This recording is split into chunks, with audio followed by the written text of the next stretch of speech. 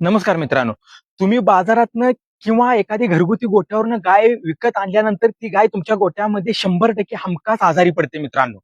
आणि तीच गाय जर एखाद्या व्यापाऱ्याच्या दावणीला असेल तर तिथं आजारी पडत नाही. त्याच्या पाठीमागचं कारण जाणून घेण्यासाठी, तो प्रॉब्लेम तुमच्या गोठ्यावर न येण्यासाठी हा व्हिडिओ शेवटपर्यंत पहा.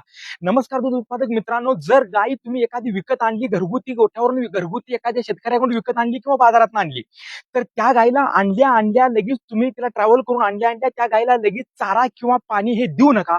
1 तास ते 2 तासाची त्या गायीची बैठक होऊ द्या.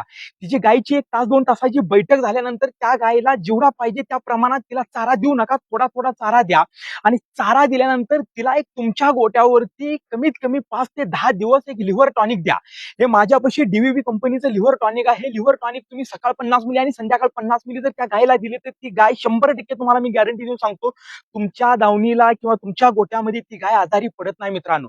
त्यामुळे त्या गायीला जर तुम्ही लिव्हर टॉनिक हे कंटिन्यू 8 दिवस जर चालू ठेवलं तर त्या गायीचा लिव्हर हे स्टुमिनेट राहतं. गाय ट्रेसमध्ये जात नाही. गाय चारा खायची, कंटिन्यू चारा खाते आणि गायीची जी ह्युमिनिटी पॉवर आहे, रोग प्रतिकार शक्ती आहे, ते टिकून ठेवायचं काम करतं किंवा तिची जी एनर्जी लॉस झालेली आहे ती भरून काढायचं काम करतं. त्यामुळे मित्रांनो, कोणतीही गाय तुम्ही गोट्यावर ज्यावेळेस विकत आणता किंवा नवीन आणता किंवा बाहेरून तुमच्या गोट्यावर आणलेली गाय असते, त्या गायीला आजारी पडू द्यायचं नसेल किंवा त्या गायीला ट्रेसमध्ये जाऊ द्यायचं नसेल तर त्या गायीला डीव्हीबी कंपनीचं लिव्हर टॉनिक हे सकाळी 50 मिली आणि संध्याकाळी 50 मिलीचा डोस द्या. ती गाय 100% मी तुम्हाला सांगतो तुमच्या गोट्यावरती आजारी पडणार नाही. धन्यवाद मित्रांनो.